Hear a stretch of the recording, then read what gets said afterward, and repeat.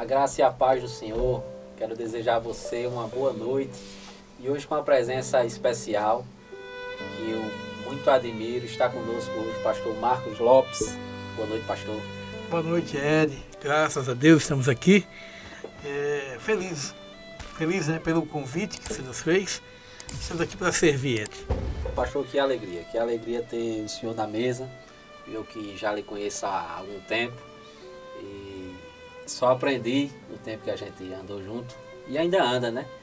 Mas eu quero já começar esse programa lhe perguntando: quem é Marcos Lopes? Então, eu posso usar aqui uma expressão, Ed, de que talvez para alguém seja grosseiro, né? Mas não na disposição da figura em si, né? O João Batista falou: eu sou uma voz que clama no deserto, né?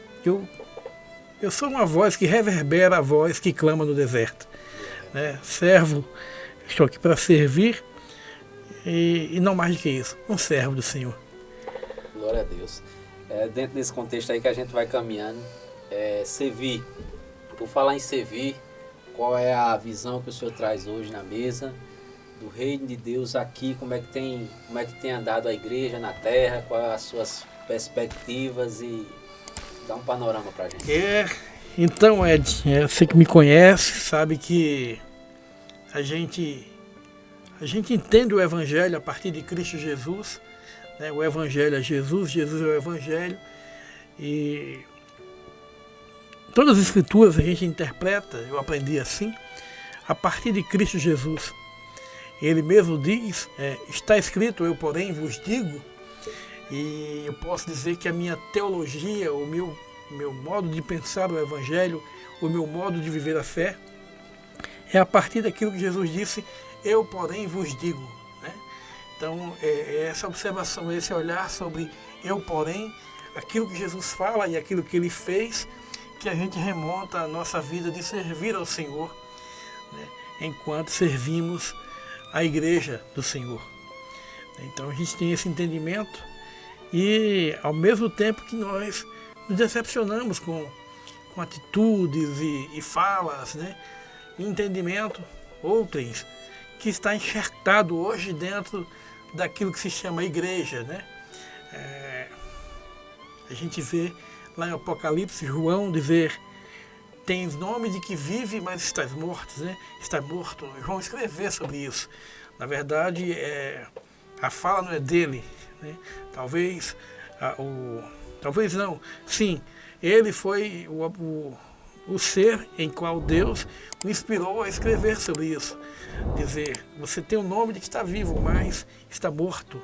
Então, não é uma fala de um pastor decepcionado, de um pastor frustrado, não, mas uma realidade para os dias hoje, que a gente nem chama mais de pós-modernidade, dessa modernidade que adentra a um reino, ou quer adentrar a um reino que não cabe, né? Que não cabe essa pós-modernidade. Essa já é uma revelação apocalíptica, já. Essa é uma revelação. Já é uma linguagem, né? Já é uma visão do Apocalipse na verdade, se realizando entre nós, né? A gente vê, de novo vou citar um texto aqui, Ed, o próprio Deus falando lá em Apocalipse: porque tu não é quente e nem é frio, és morno. O Senhor chega a dizer assim: eu vou expulsar você do corpo, eu vou vomitar você, vou colocar você para fora, porque não está aquecido pelo Espírito Santo, não crê verdadeiramente, não tem o Espírito Santo, porque o que importa para a vida de um crente é ser habitado pelo Espírito, né? Mas tem pessoas que não se envolvem de fato, de verdade com o reino, e por isso não são aquecidas pela chama do Espírito. E também não é frio, não está perdido no mundão. Não é aquela pessoa que não ouviu falar de Jesus e não ouviu de falar sobre o caminho de Jesus, né? Porque ele diz: eu sou o caminho, e quando ele fala eu sou o caminho, ele está nos apontando para que nós olhemos e observemos a ele mesmo. Olha, eu sou esse caminho, eu sou o caminho que você deve andar. Então, não está aquecido pelo Espírito, por também não estar no caminho, mas também não está perdido no mundão, e fica ali habitando essa região, né? O morno é uma junção entre o quente e o frio, e morno para nada serve, né? O próprio corpo expulsa, se você tomar água morna, né? O próprio corpo rejeita isso. E é isso que Deus está dizendo para esta igreja de hoje, que não vive o aquecimento do Espírito na sua totalidade, não se envolve com o Espírito. E se envolver com o Espírito também tem a ver com morte do velho homem, não quer morrer de fato, de verdade, e não se envolve com o Espírito, e também não está perdido totalmente. É um ouvinte da palavra, né, Ed? Vou pegar uma deixa da sua frase aí e fazer uma pergunta que talvez eu particularmente busco muito essa resposta. Quando se fala em morno, quente, frio, eu quero fazer uma ponte desse assunto com avivamento. A igreja de hoje é uma igreja que vive uma pós-modernidade. Qual é a situação da igreja com relação a essa passagem, que foi escrita para uma igreja também? A igreja ela é fria e quer ser quente, mas acaba que fica morna, enfim. Como é que, na sua visão, qual é o seu parecer? Na minha visão, no meu entender, né, é que nós vivemos um tempo em que o show, o espetáculo, acontece, né? Na verdade, nós temos visto muita coisa acontecer em nome de uma igreja, de um corpo, que nada tem a ver com o corpo. Porque na expressão de Cristo Jesus, ele diz: aquele que quer me seguir, negue-se a si mesmo. E nós temos vivido um momento em que muitos que se dizem ser igreja não conseguem captar isso e não desejam viver isso, negar a si mesmo. O que nós temos visto é um culto ao ego, né? É o ego que fala mais alto, são os pseudos pregadores, eles estão aí nas redes sociais, eles estão aí tentando convencer pessoas a serem como eles e não como Cristo. Há pessoas que, em nome de um sucesso, de um reconhecimento público, já venderam a sua alma. Evangelho sempre foi cruz e sangue. Sim. Né? Evangelho sempre foi. Parece que é uma igreja que quer muito viver e esquece que parece que o evangelho você tem que morrer. Você tem que negar-se a si mesmo. Parece que é meio que assim. Esse panorama você vê assim também? Esse é o entendimento. Você, como pastor também, eu tenho certeza que Deus te deu esse entendimento. A igreja precisa, para viver Cristo, é preciso que o velho homem ele morra, né? É necessário que, para que algo novo surja, aquilo que venha surgir em nós, aquilo que é velho morra, desapareça, né? E isso essa é a dificuldade, né? O que a gente tem visto é que as pessoas querem viver algo novo ainda sendo velho. E Jesus foi quem falou: não se põe remendo novo em tecido velho, ou não se põe vinho novo em odres velho. Não, então, porque o tecido não vai suportar, o odres não vai suportar aquele vinho, né?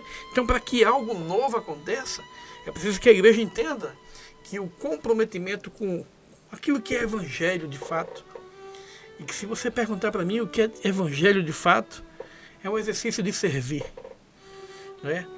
E nós temos visto muita coisa. Servir a quem e de que forma? Servir a Deus enquanto eu sirvo a você, enquanto eu sirvo aos meus irmãos da igreja, enquanto eu sirvo as pessoas que comigo se relacionam e as pessoas que às vezes nem comigo se relacionam. Evangelho é trazer aquilo que for melhor dentro de mim para servir ao outro. Mas não tem nada bom dentro de mim. Sim. Né? Eu preciso enxergar isso. O coração do homem, ou do velho homem, é inclinado para o mal. E se eu quero servir alguém, a primeira coisa que eu tenho que entender é que eu tenho que nascer de novo. Esses dias, pastor, eu aprendi, eu escutei algo que eu nasci no Evangelho, tenho há 30 anos dentro da igreja, com entendimento, já escuto há 30 anos, e aprendi que existe um ministério que pouco é exercido dentro da igreja. É o ministério de servir. Se eu falava sobre servir, eu lembrava. Esse pregador que eu não me recordo mais, eu falava ontem com minha esposa, mas eu não me recordo quem foi, mas quando ele falou, eu peguei aquilo assim e disse, isso aí é muito forte. A gente aprende muito a ser servido. Inclusive, às vezes até eclesiasticamente, a gente meio que traça ali um plano de carreira eclesiástica, onde quanto mais eu angario um espaço, mais eu vou ser servido. E isso vai muito de encontro à palavra. É como o senhor está dizendo aí sobre o servir. Quanto mais eu vou angariar algo, mais eu vou servir, porque o próprio mestre veio para servir. Então é dentro dessa visão aí que o senhor... Dentro dessa ótica, dessa visão, eu percebo que, por exemplo, Ed, eu não tenho ideia. O véu do templo se rasgou.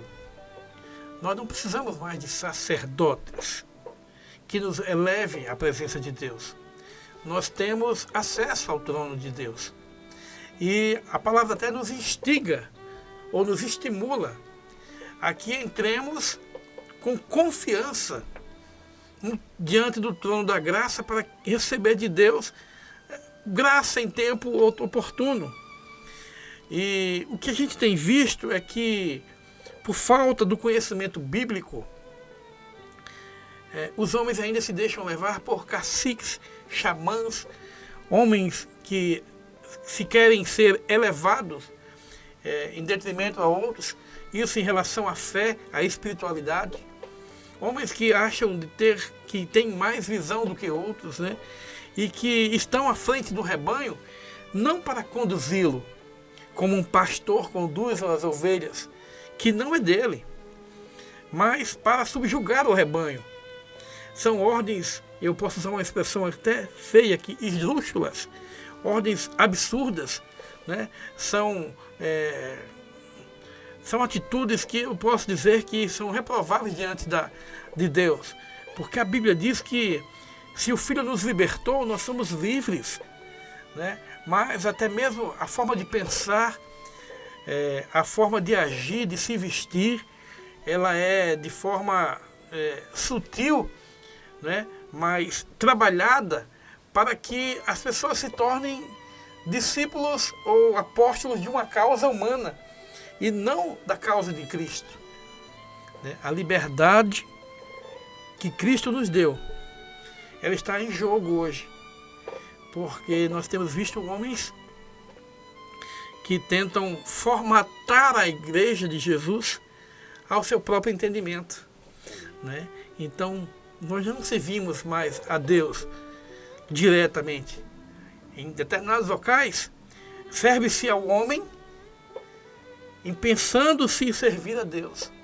E eu acho muito interessante quando você fala, Ed, sobre essa situação, porque eu tenho um conflito com isso. E eu falo aqui, eu servo, né?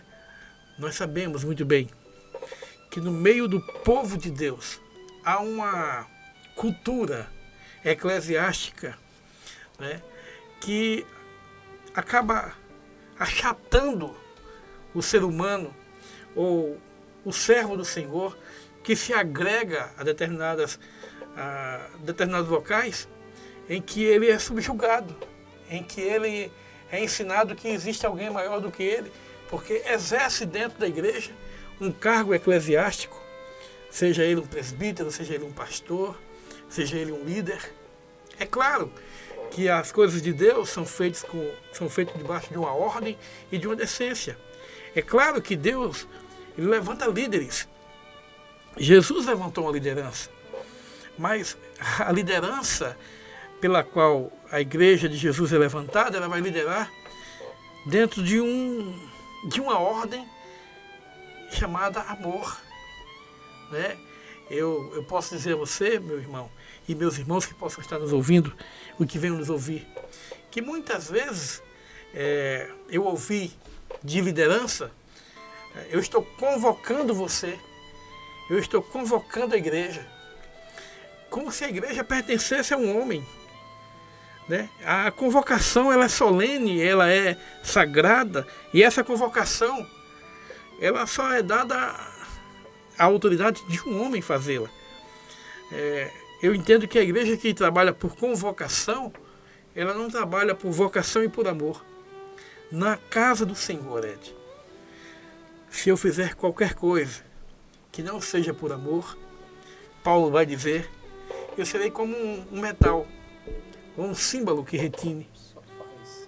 Só vou fazer barulho, né? Mas eu estou aqui, meu irmão. Pastor, dentro dessa mesma visão, o senhor falava, confesso ao senhor que me vinha à memória um hino bem antigo e nem da minha época. Eu não sou um cara tão antigo, mas dizia assim, Deus é tão bom que abriu a porta para você passar, e a porta é Jesus. Ainda bem que a porta é Jesus, né, pastor? Glória a Deus. Ainda bem. E dentro desse contexto, dessa situação ao qual o senhor trouxe aí um panorama, ainda bem que o Espírito Santo tem cuidado de nós, essa é a promessa do próprio Jesus Cristo, né, que a gente não ia ficar só, e ainda bem que o Espírito Santo tem guardado nosso coração nesse sentido, né? Eu falo que alguns têm resistido. Eu mesmo, por um tempo, me esquivei de determinadas situações que talvez para o mundo eclesiástico humano não coubesse a mim. Né? Eu me vi em meio a uma igreja que funciona no automático. O que é uma igreja que funciona no automático? É uma igreja que consegue fazer tudo sem a presença de Cristo. É uma igreja que prega ser Jesus. É uma igreja que ela não traz mais a mensagem do alto. Né? Ela traz uma mensagem do ego, para o ego. Ela não traz mais para a alma, para o espírito do homem, para que haja um convertimento, para que o homem se converta, uma metanoia, uma mudança de atitude, de pensamento. Né? Mas ela traz uma massagem ao ego humano. E aí, eu sempre falo que, por um período, eu me afastei. Porque eu me vi no meio de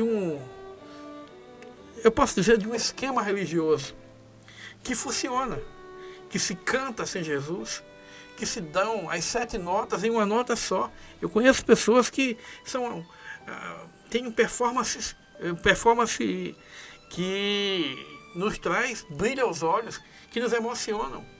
Mas são pessoas vazias, porque enquanto cantam, enquanto estão com o microfone na mão, parecem iluminar a casa. Mas saiu dali, daquele ambiente, não se vê aquela luz.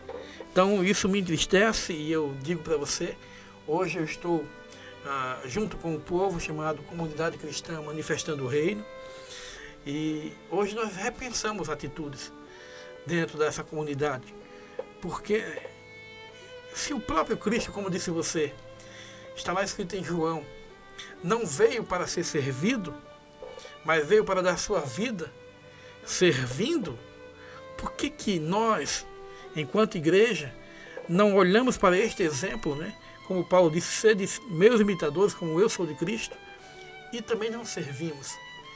O que nós temos visto é uma igreja que não se compromete com a sociedade. Eu temo, porque enquanto em meio à sociedade, será que a igreja que eu estou fazendo parte, se ela fechar as portas hoje, ela vai fazer falta àquela localidade? Eu temo por isso. E qual é a igreja que fará falta? É aquela que serve de verdade.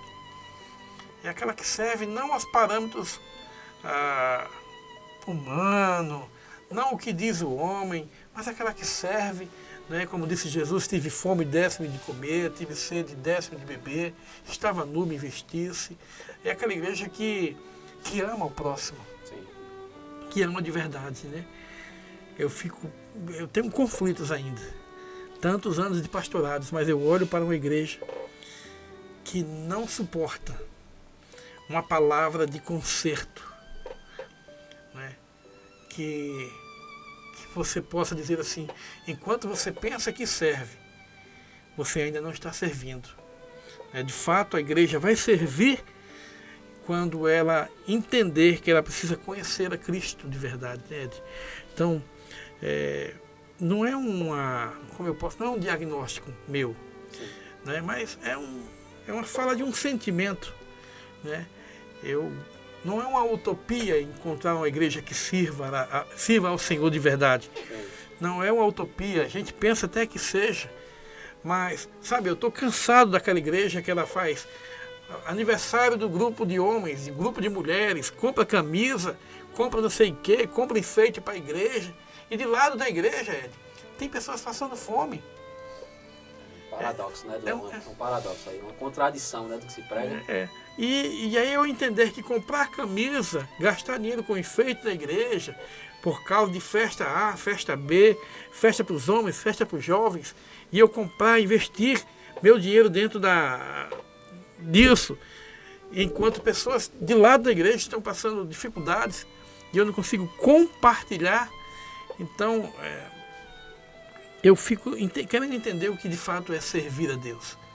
Né? É um contexto bem amplo, né? Um assunto bem amplo, mas muito bem pontuado pelo senhor, pastor.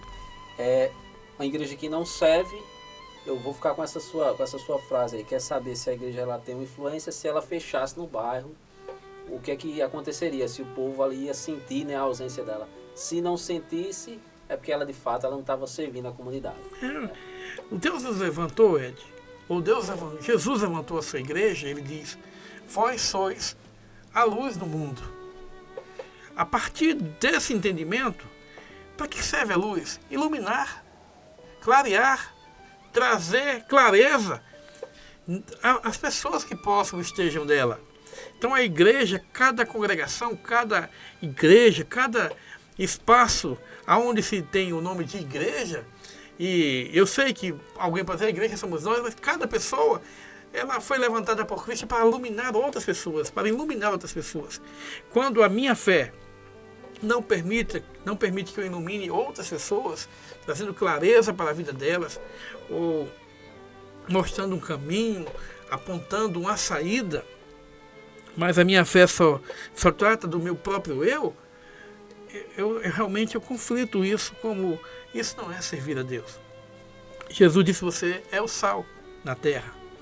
Você é quem traz o gosto, você é quem traz um tempero, você é quem tempera as pessoas, né, com a sua fala ponderada.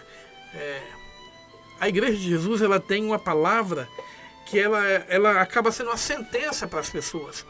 Jesus disse que aquilo que a igreja é ligada na terra é ligado no céu. Mas para isso, em primeiro lugar, nós precisamos ser a igreja, né? Tendo o amor ao próximo, tendo o sentimento de compartilhar de fato e de verdade o que nós temos. Essa figura da mesa, pastor, é muito importante dentro do que o senhor está falando, porque assim, hoje a gente tem a liberdade de ter acesso ao microfone e às vezes falar até aquilo que a gente, sei lá, estudou, programou, aqueles tópicos lá, a gente tem essa liberdade. Mas muitas das vezes a gente não tem a liberdade de sentar à mesa com o nosso irmão. E esse é um diagnóstico preocupante dentro desse contexto do que o senhor está falando. Uma igreja que não vive esse amor ao próximo, ela não tem...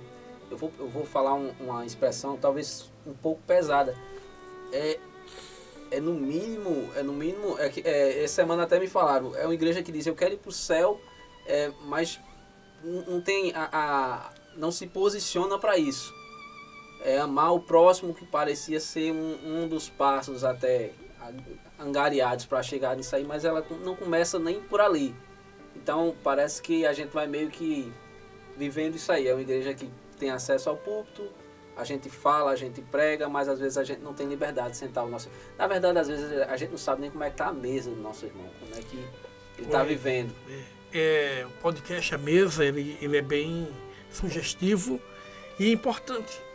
E eu espero que desta casa, ou deste lugar, ou desta mesa, saiam palavras que gerem vida às pessoas.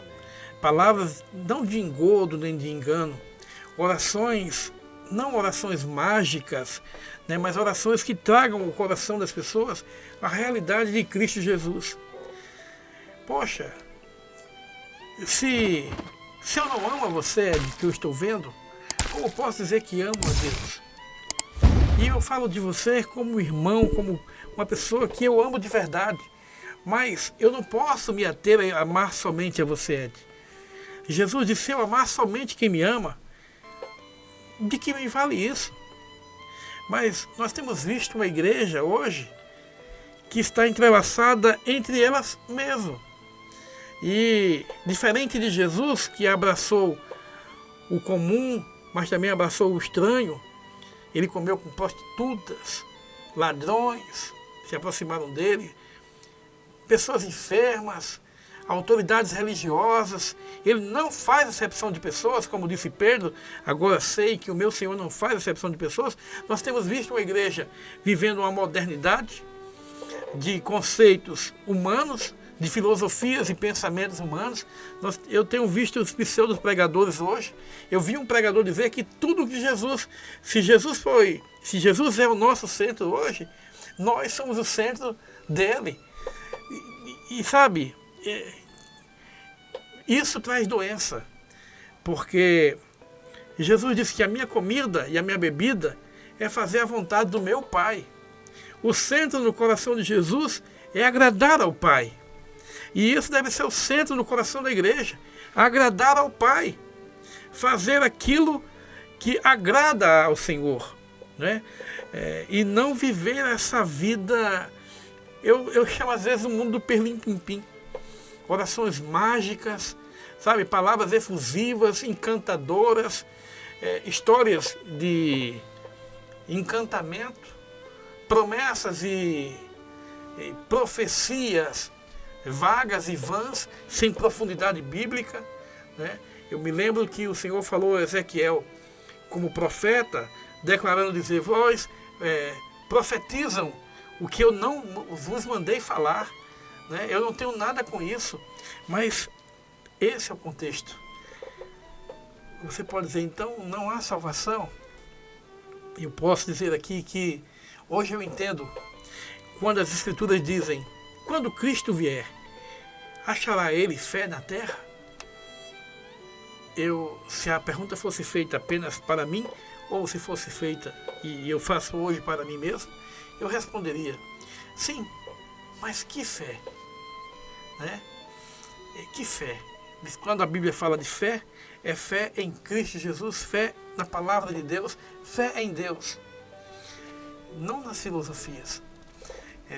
Eu quero aproveitar esse momento de mesa, de fato, de verdade, dizer que eu não preciso concordar com você, né? Eu preciso amar você. E hoje a igreja é instruída assim, se você não concorda comigo, por favor, você é convidado a se retirar. Você é convidado a se retirar. Pois é, então, como eu estava falando, a igreja, ela precisa voltar, né? Precisa voltar aquilo que lá em Apocalipse também está escrito. Lembra-te onde você caiu e volta ao primeiro amor. E essa dificuldade de voltar ao primeiro amor, quantos homens e mulheres estão decepcionados, não com Jesus, não há como decepcionar olhando para Jesus, mas olhando para a igreja, que falando de amor, não ama. Quantas são as pessoas que estão feridas e machucadas e abandonadas, até mesmo por aqueles que em algum momento foram chamados de líderes, foram amados por essas pessoas, mas por não concordarem com o raciocínio e pensamento e o andamento daquela casa, daquela estrutura religiosa ou daquela denominação, hoje são escanteados. Agora, veja que paradoxo. Uma igreja que foi levantada para amar, hoje descarta quem um dia ela disse que amou. O texto em Coríntios diz que o amor nunca acaba. E agora, Ed, Eu só te amo se você estiver comigo, com o meu pensamento filosófico, teológico, eclesiástico. Se você não mais concordar em estar comigo em uma localidade, em um templo, agora eu não te amo mais, você não importa mais para mim. É isso que a gente tem vivido como igreja. É isso que a gente tem vivido. Olha, eu te amo por enquanto você serve a Deus comigo. E olha, se você serve a Deus comigo, para que eu possa tirar de você algum proveito. Também, se não tiver nenhum proveito, tanto faz você ir embora ou ficar. Nós temos visto também uma igreja doente nesse sentido. Nas reuniões de pastores que a gente às vezes participa, a primeira pergunta que é feita é: quantos membros tem na tua igreja? Quantos membros tem na tua igreja? E os membros tornaram-se apenas números. Se alguém disser tem 10 membros, ele é tido como um pastor fracassado, como alguém que não conseguiu levantar um povo para pastorear. A gente falava em alguns episódios que passaram aqui sobre a preocupação de João Batista em preparar o caminho. E ministerialmente a gente falava também sobre a necessidade que nós temos de vivermos em comunhão, ainda que dentro daquela estrutura, mas meio que preparar um ambiente e que o irmão participe disso, que a gente possa andar junto nisso. E parece que a igreja ela sofre com isso, com essa dificuldade. Nós não preparamos o caminho, nós preparamos o nosso caminho. É, como se estivesse preparando uma carreira, né? Sim. Como se estivesse chamando para si uma responsabilidade, e quando não se tem essa capacidade. Eu sempre digo para um pastor, as ovelhas não são suas. Né? Enquanto pastor, as ovelhas não são minhas. Eu lembro do texto de Davi pastoreando as ovelhas de seu pai Jessé. Assim são os pastores. Eles pastoreiam as ovelhas daquele que o Salmo 23 denuncia. O Senhor é meu pastor. Né? O Senhor é o nosso pastor. E nós somos desse pastor. E pastoreado por servos que têm sim a nomenclatura de pastor, mas para conduzir o rebanho. Não para mandar no rebanho, não para, sabe, eu tenho verdadeiros conflitos com isso. Quando um pastor acha que tem a autoridade de mandar em vidas. Né? Eu aprendi ouvindo o Luiz Hermínio com uma frase muito interessante. Quando ele diz que, quando Deus disse para Adão governe, ele não disse governe sobre todas as pessoas. Ele disse governe sobre todas as coisas. E o que a gente tem visto é que pastor, na igreja hoje, pós-moderna, moderna, essa igreja que se apresenta hoje, na grande maioria, ele quer mandar nas pessoas. Ele quer governar as pessoas. Né? E isso, para mim, não é igreja, porque ela não liberta, ela aprisiona pessoas. Né? Então, voltando apenas para um panorama de igreja hoje. Qual seria a ideia da igreja para mim hoje? É se ela senta na mesa. Né? Tem determinados locais que tem por aí, meu querido pastor, tem pessoas que têm medo até de sair primeiro. 5, 6 pastores, 10 pessoas da liderança têm medo de sair primeiro, porque se sair será o alvo de fofoca dos que ficaram. E essa é uma realidade. E por que ela é uma realidade? Porque nós estamos falando de uma igreja que não aprendeu que antes de olhar no argueiro que tem no olho do irmão, ela deve primeiramente tirar a trave do seu olho. Bom, não é um diagnóstico, não é uma torcida. Eu tenho uma esperança. Eu tenho uma esperança de que, uma hora, o povo de Deus que está contido dentro dessas igrejas, conhecereis a verdade vos libertará. Estarão libertos de tanta coisa. E se apaixonarão por Cristo Jesus, não uma paixão, mas se deixarão morrer pela causa de Cristo, ou se buscarão morrer pela causa de Cristo. Hoje, se você adentrar em determinados locais e fizer uma pergunta sincera, quem aqui é capaz de morrer por Cristo? Você vai ver que ninguém. Porque o que se ouve não gera mais esse desejo de morrer por uma causa, pela causa de Cristo. Os apelos, desde suas campanhas, círculo de orações, os chamados para prosperar, para vencer no mundo. E aí se negocia de todas as formas, em nome do Senhor. Só que Deus nos chamou não para vencer no mundo, mas para vencer o mundo. Né? Eu não sei se vai ser facultado, mas eu queria realmente daqui um pouco, Ed, orar pela Igreja de Jesus. Orar pela minha vida, pela sua vida. Porque a indagação ainda está dentro do meu coração. Quando Jesus vier, encontrará fé na terra? Essa pergunta é forte. É forte demais, forte, né? Pastor, deixa eu... De fato, não é algo, como o senhor mesmo colocou, não é algo pré-determinante. É uma pincelada do que a gente tem visto e a gente fala sem nenhuma torcida, mas é o que a gente muitas das vezes tem vivenciado, né? Essa oração ela é muito importante. Vamos sim estar orando assim como a igreja precisa orar. Eu escutei muito isso, né, de um grande homem aí de uma igreja muito conhecida que falava: o Brasil precisa orar e nunca precisamos orar tanto. A gente precisa dessa prática. Mas deixa eu fazer uma ponte aqui com um assunto um pouco mais tranquilo. Pastor Marcos Lopes, o senhor tem uma referência. O senhor aí já tem, eu não sei quantos anos, mas bastante tempo aí nessa trajetória. E o senhor tem uma referência dentro do Evangelho. Quem é que formou a pessoa do pastor Marcos Lopes? O Ed, a gente fica olhando para a história, né? Eu tive a bênção de Deus de nascer em meio a uma família estruturada. Pai, mãe, irmãos. Eu sou filho, eu tenho mais 5 irmãos, né?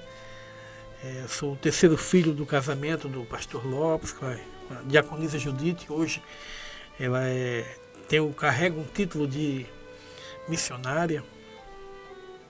E eu tive a sorte de ser abençoado e está sobre mim, eu imagino o legado de um homem que amou de fato. Amou na expressão que eu possa dizer a você, com todo respeito aos que vão nos ouvir e nos assistir, aonde poucas pessoas eu vi amar, ultrapassando as barreiras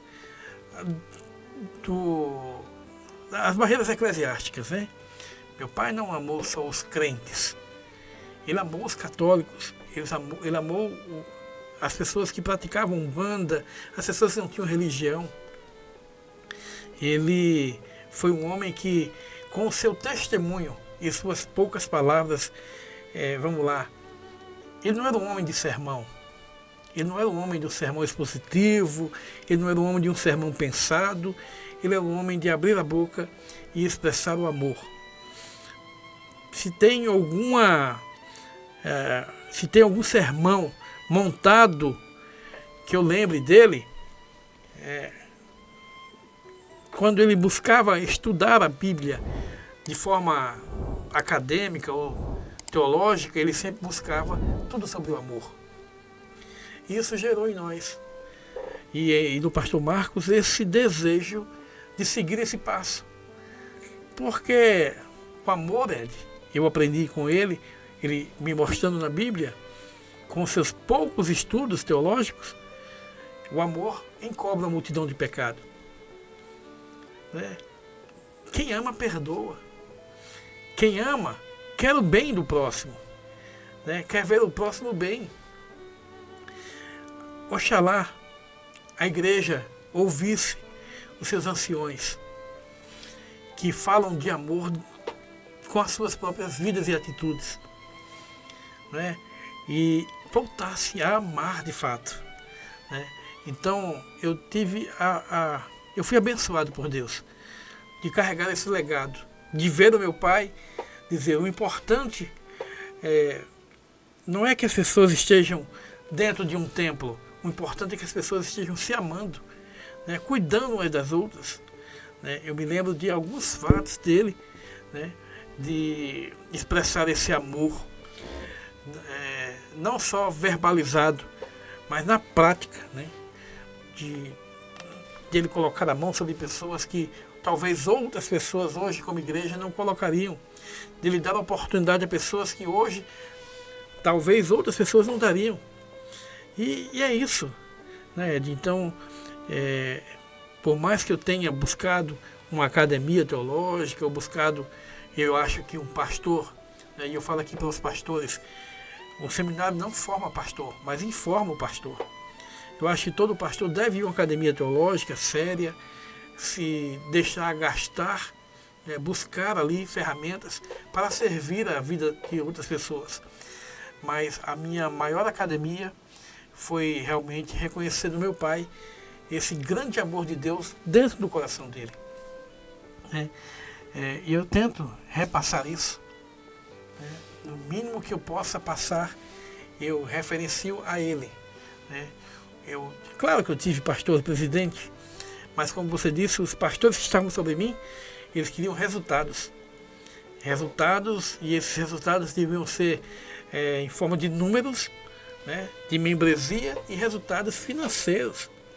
O discurso público era um, mas os discursos de reuniões fechadas eram outros, totalmente diferentes.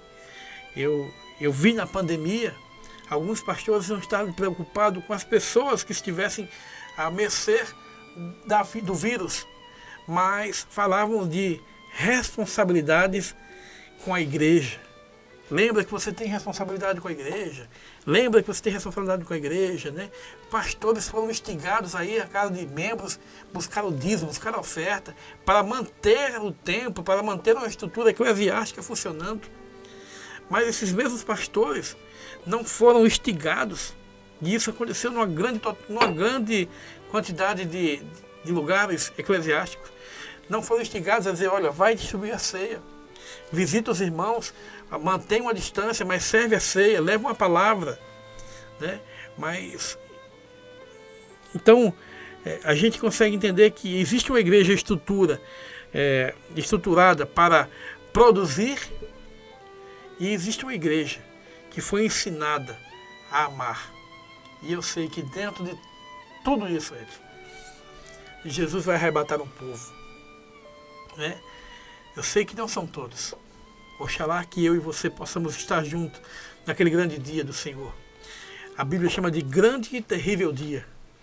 Grande para muitos, para alguns, porque são muitos chamados e poucos escolhidos. Grande dia para alguns, que receberão o chamado do Senhor, né? E receberão do Senhor um convite e uma fala que está preparada, já um discurso pronto, né? Possuir por herança o reino que está preparado para vós desde a fundação do tempo. Vinde benditos do meu Pai. Outros ele irá dizer, apartai-vos de mim, porque não vos conheço. Imagina. E esses poderão dizer assim, Ed, mas eu preguei no teu nome, eu curei no teu nome, eu expulsei demônio no teu nome. Mas qual era a motivação que estava ali? Qual é a motivação de servir? Qual é a motivação da igreja servir hoje, Ed? Qual é a motivação do podcast na mesa? É para glorificar o nome do Senhor? É para que o nome do Senhor seja glorificado? Mas a gente vê por aí, a motivação é para que meu nome seja soprado sobre toda a terra. Para que eu possa pregar aqui, ali e acolá, como dizem os pentecostais. A motivação é para que eu me torne famoso. É para que eu ganhe rentabilidade, que eu ganhe dinheiro com isso. Mercantilizando o Evangelho. Produza CD, DVD, revista, livros. E essas pessoas vão fazer tudo em nome do Senhor. E a Bíblia diz que Jesus disse que haverão pessoas assim, que no nome dele vão expulsar demônios, que vão curar enfermos. Mas são pessoas que, fazendo isso, não fazem para que o nome do Senhor seja glorificado, mas fazem para que seu próprio nome seja conhecido. E aí, são aquelas pessoas que o Senhor vai dizer assim: afastai-vos de mim, porque eu não vos conheço, vós que praticais iniquidade. Essa é a iniquidade, de fazer usufruto do reino, daquilo que o reino proporciona. Há pessoas que pagam seminários, há pessoas que pagam e vão aprender a impostar a voz, eles vão para curso de... fazer programações, né, para se apresentar. Vão, sabe, toda uma estrutura para se destacar. Eu escutei esses dias que o pior culto, a pior pregação é aquela onde Deus falta. Se prepara tudo, mas aí Deus não vai. Eu preciso pontuar, pastor, o senhor falou, preciso pontuar e testemunhar da pessoa do pastor Lopes. Que homem de Deus. Glória a Deus, hein? O saudoso pastor Lopes, que já dorme no Senhor, mas ele falava manso, mas as suas palavras eram extremamente assertivas e diretivas, né? Falava pouco, mas quando falava, dali se extraía muita sabedoria. Eu sou testemunha disso. Pastor, eu quero fazer mais 2 perguntas ao senhor. Perguntei o seu referencial, né? E o seu referencial é o nosso querido pastor, saudoso pastor Lopes. A segunda pergunta, pastor, qual foi o dia mais feliz da sua vida, pastor? O senhor, que é um homem que já vivenciou muitas experiências e dias aí que a gente vai ficar só no mais feliz, tá? Pode ficar tranquilo. Mas o dia mais feliz que lhe vem à memória. Olha, a gente tem,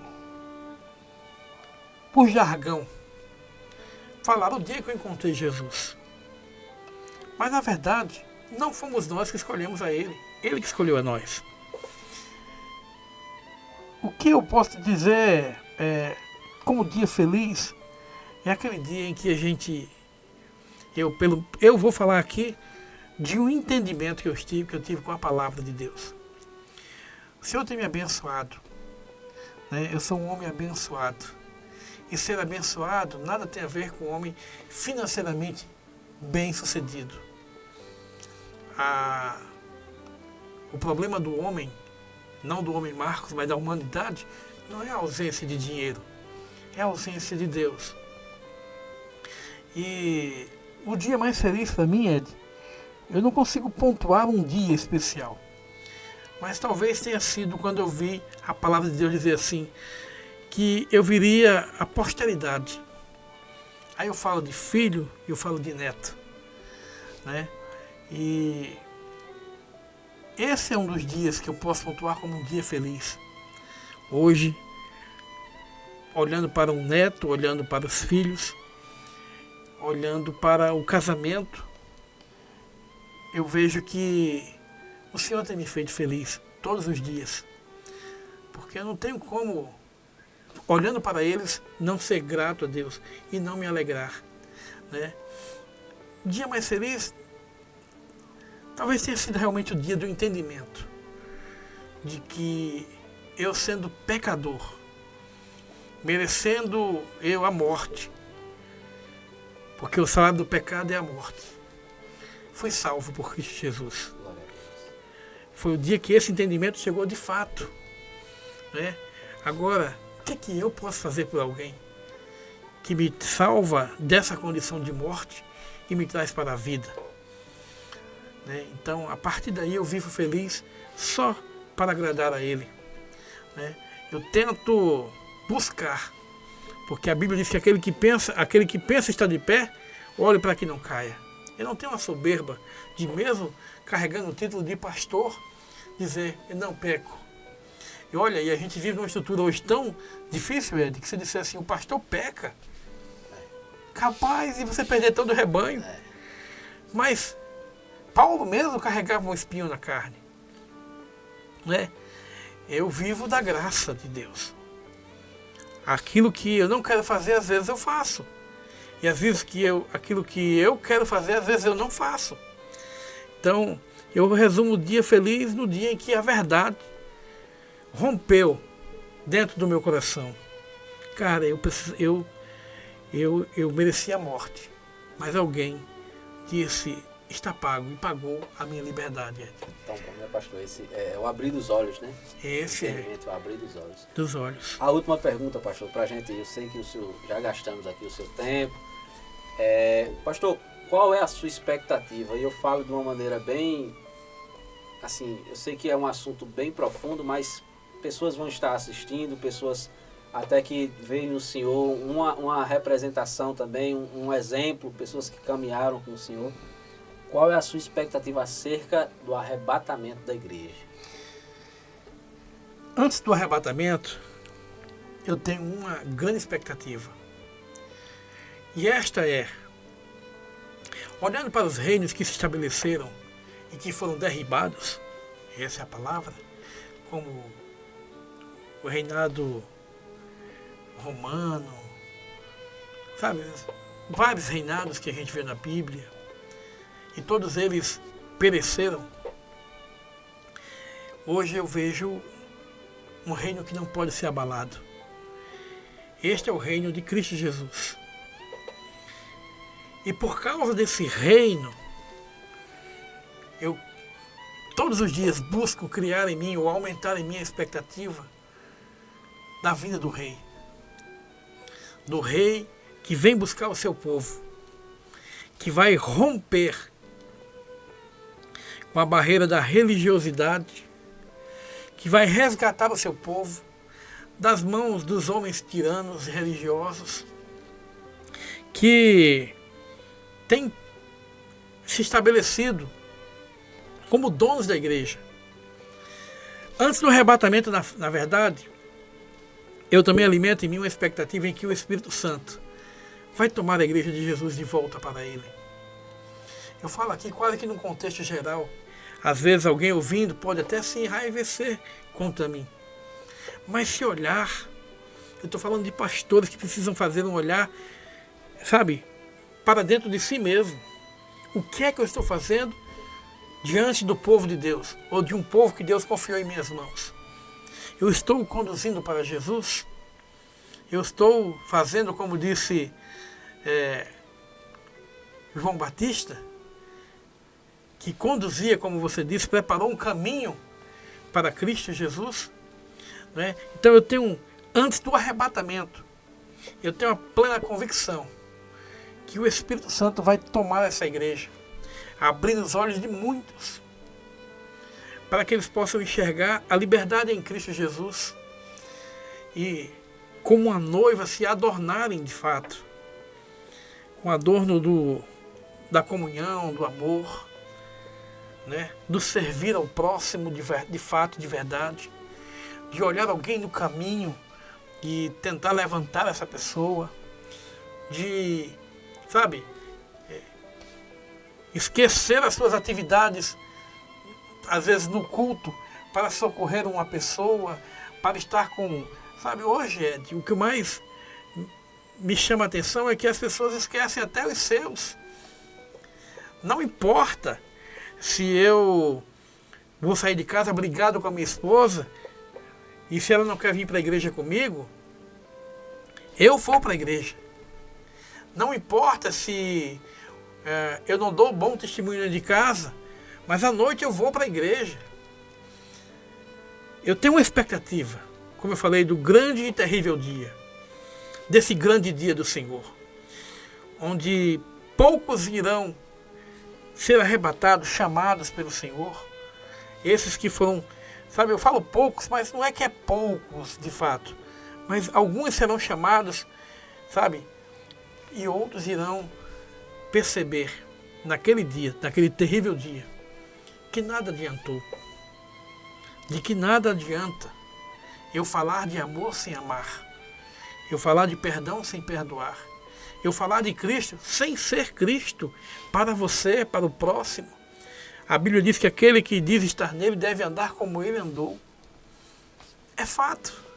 Eu tenho uma grande expectativa de me consertar, Ed, a cada dia, de saber que eu não estou pronto, de buscar, sabe, me quebrantar mais na presença de Deus, para que eu não perca essa oportunidade. Né? E eu deixo essa palavra para a igreja. A gente precisa entender o que estamos fazendo de diferente. Porque se a gente falou de um templo fechar e não fazer a diferença naquela localidade, eu trago para nós mesmos. Se nós que somos crentes morrermos hoje, faz-nos falta as pessoas, alguém dirá, aquele cara servia a Deus, ali era um crente, né? Ou vai dizer assim, ó, tanto faz, né? Então, eu deixo essa palavra aqui, não como diagnóstico, e para manifestar no reino, que a gente não seja uma denominação. Eu nem estaria nela se ela fosse uma denominação. Eu não me comprometo a abrir uma denominação, estar numa denominação. Mas que a gente possa fazer de fato o que diz, o que está lá na placa. Manifestar o reino. Para minha esposa, para os meus filhos, para os vizinhos, para os que se aproximam de nós. Manifestar o reino. Né? Então, eu não defendo mais uma placa. Até quem já falaram por aí, o pastor está com uma igreja nova. Não é essa a nossa intenção. A nossa intenção é servir ao Senhor, continuar servindo. Seja em qualquer que seja a placa aí. Né? Mas eu trago em mim as marcas de Cristo Jesus, né? Por servir. E se você é crente, você sabe o que eu estou dizendo, né? Que eu digo crente, servo. Sim. Né? Quem serve se machuca. Mas continua servindo, porque é essa expectativa que você falou. Está dentro de nós uma grande expectativa. Pode ser hoje, né? Pode ser daqui a pouco, pode ser logo agora. E eu quero estar com Ele. Glória a Deus. Né? Glória a Deus. Eu quero, antes do senhor orar, o senhor já ora finalizando a nossa participação, eu quero agradecer demais, pastor, demais a sua participação, reiterar o que eu disse aqui no início. Eu tive bons pastores no decorrer da minha vida cristã. Esses dias me perguntaram se eu era pentecostal ou batista. Eu disse, eu não sei o que eu sou. Eu sei que eu gosto de servir ao Senhor.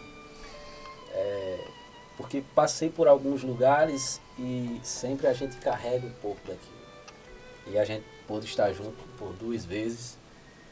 E como o Senhor tem nos abençoado com a sua vida. E eu falo isso aqui para que todos também ouçam do meu respeito e da minha admiração pelo Senhor, pastor. Então, meus agradecimentos, que a gente possa estar sempre à mesa tomando um cafezinho. Que bom, né? Bom é isso. Isso aí é o que a gente possa ter essa liberdade, né, pastor? Em nome de Jesus. A gente diz sempre que a mesa ela também tem isso. Ela nos nivela. Hoje eu sou uma ovelha que fui pastoreado pelo Senhor e o que o Senhor semeou na minha vida, as palavras de destino que o Senhor fez eu constituir minha família, minha casa, e eu louvo a Deus pela sua vida, sou grato a Deus. O Senhor ora, nos abençoa, amém. Abençoa os ouvintes e telespectadores. Então, existe uma igreja e ela foi comprada não a preço de prata nem ouro, mas pelo sangue de Jesus. E ela está espalhada em toda a terra. E esta é a igreja de Jesus. Se ela tem alguma nomenclatura, ela pode ser chamada a igreja de Jesus. É o corpo de Cristo ao qual ele é o cabeça. E essa igreja ela vai passar processos até o grande dia do Senhor. Mas ela vai resistir. Uns já dormem, outros ainda estão na labuta. Mas Jesus, ele dá força ao cansado e renova a força daquele que já não tem mais nenhum vigor. A minha oração é para que todos que possam nos ouvir entendam que, apesar de toda decepção que a gente tenha tido com qualquer que seja a liderança e com atitudes daqueles que dizem ser do Senhor, não nos afaste do Senhor e também não nos permita lançá-los fora da nossa vida. Que que em primeiro lugar busquemos o caminho do conserto, do perdão e do entendimento de que nós não somos melhor nem maior do que ninguém. Cristo é tudo em todos. É Ele que a Bíblia diz que Ele vai salvar quem Ele quer. Né? Quem sou eu para lançar qualquer palavra que venha dizer a alguém: Jesus não te ama, Jesus amou o pecador? Então eu tenho a expectativa de que este mundo ainda ouça a voz do Espírito e se converta a Jesus, seja um apóstolo da causa de Cristo, um apaixonado, e que deixemos Jesus ser o cabeça e não o nosso coração nem o nosso ego, da nossa vida, do ministério pelo qual Ele confiou a nós, do nosso chamado, para que, sendo Ele o Senhor, tenhamos dele também o abençoador. Pai, no nome de Jesus, eu quero te louvar pelo podcast A Mesa. O Senhor gera expectativas em nós, o Senhor planta sonhos. Os sonhos de Deus, eles avançam em detrimento a tanta dificuldade, e eles rompem com essas dificuldades para que o teu nome seja glorificado. Eu sei que aqui nesta mesa, Senhor, virão homens cheios do Espírito Santo para falar ao teu povo a tua palavra. E a tua palavra é a verdade. E a tua palavra, ela gera vida e vida abundante.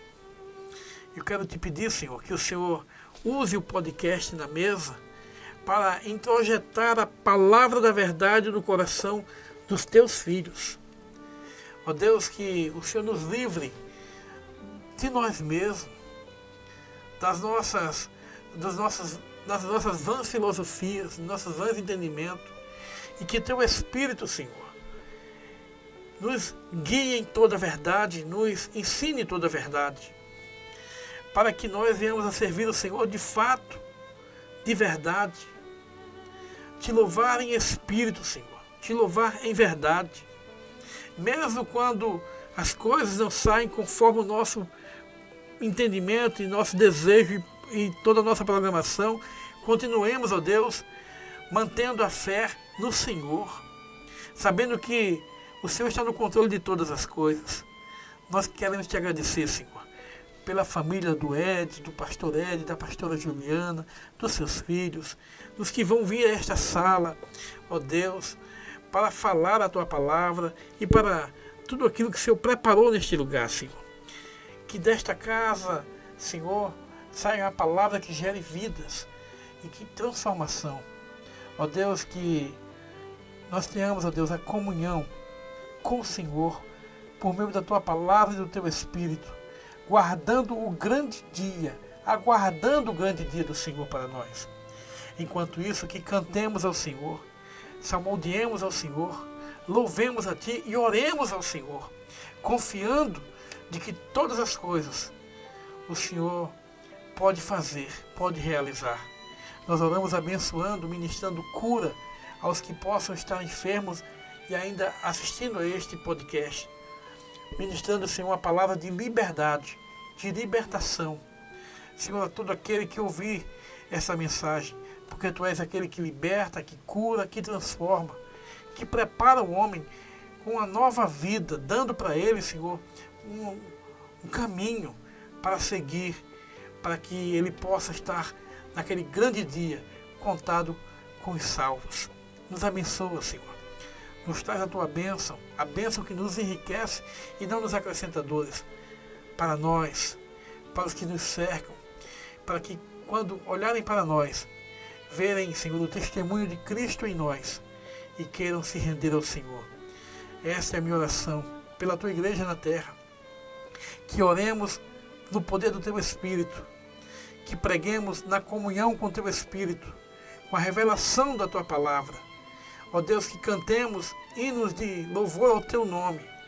Senhor, que sejamos igreja com o Senhor. Perdoa-nos, ó Deus, quando fazemos isso no automático. Perdoa-nos, ó Deus, quando nos afastamos por causa do nosso entendimento e nos mantém na tua presença, pela tua grande misericórdia e teu grande amor por nós. Nós oramos e te agradecemos em nome de Jesus. Amém, Ed? Amém. Obrigado, meu irmão. Amém, pastor. Glória a Deus, Deus te abençoe. Deus abençoe a sua vida. Até o próximo Na Mesa Podcast.